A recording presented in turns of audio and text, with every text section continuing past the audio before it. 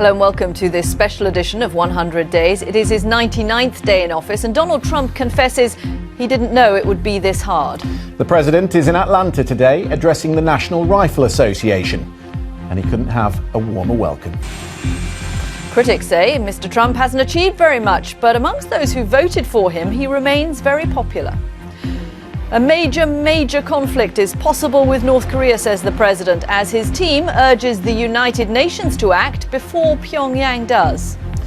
Also, is there such a thing as a Trump bump? In America's Rust Belt, they're celebrating new business. They like what they're seeing.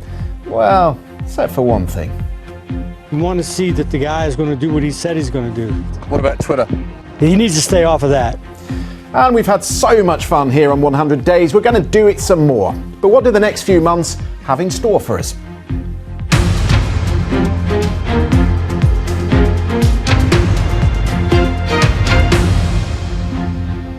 Hello, I'm Katty in Washington. Christian Fraser is in London and Donald Trump is marking his 100 days in office where he's most comfortable, surrounded by supporters at big rallies. One in Atlanta, Georgia today, another in Pennsylvania tomorrow.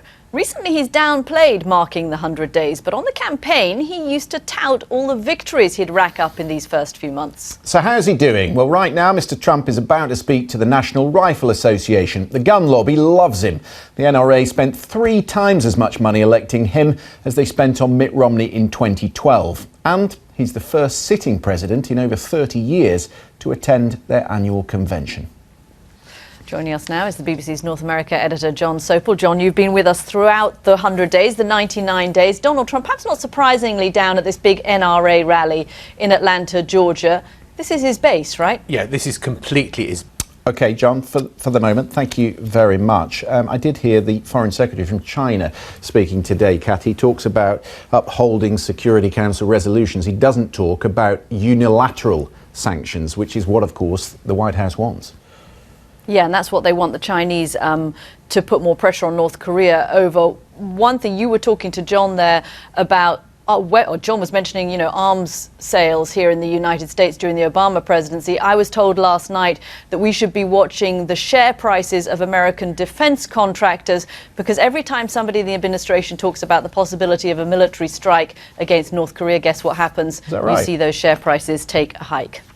Interesting. OK, while we're waiting for Donald Trump addressing the NRA, let's look at another area of the country, and that, of course, is the Rust Belt. It was where the election was won last year, in states like Ohio, where the frustration of industrial decline has been festering for years. There's deep resentment there, of course, at Washington's politicians. And in Ohio, as in many other northeast states, there are plenty of Democrats who are lured by Trump's vision of America first. So how do they feel 100 days in? We sent Nick Bryant to find out. We will come back to Ohio in a second, but right on cue, Donald Trump is speaking to the NRA annual convention. So let's just dip into that for a second. Former 5-term president, the late Charlton Heston. How good was Charlton? And I remember Charlton. So there he is, just about to speak to the NRA. We were talking a little bit about Ohio, but what is Donald Trump's own view on his time in the office so far? Kelly, I want to take you to a piece of audio that we heard today. It was an interview that Reuters did with the president. Just take a listen to this for a second. Isn't that extraordinary? Sort of coming to terms with what the job actually entails. Well, another person who wanted that difficult job in the White House is John Kasich, the current governor of Ohio.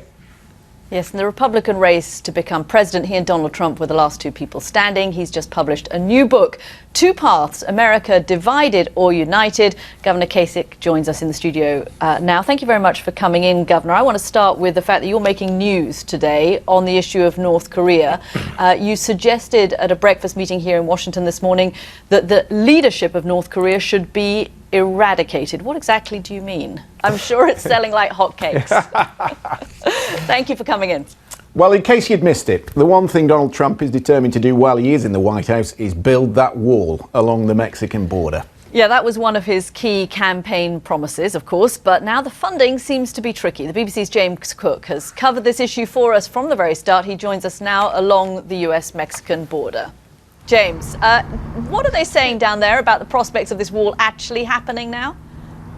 We'll see what happens. James Cook, thanks very much. beauty contest for walls, whatever next.